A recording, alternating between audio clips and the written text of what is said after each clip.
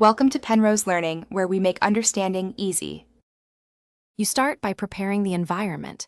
Install Python 3, 10 or newer, and create a virtual environment so dependencies stay isolated.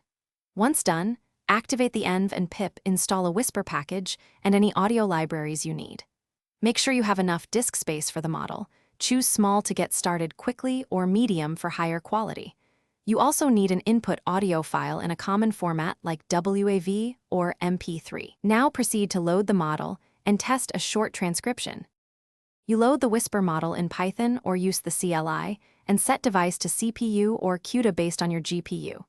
Once loaded, transcribe your audio with language and timestamp options, export plain text or subtitle files. After transcription, you should normalize punctuation, expand contractions where needed, and correct casing so the TTS engine speaks naturally.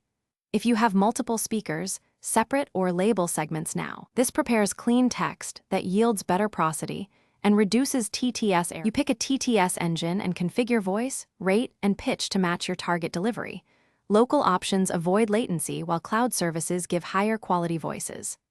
Once set, feed the cleaned Whisper output into the TTS, process in chunks if long, and stitch audio segments back together.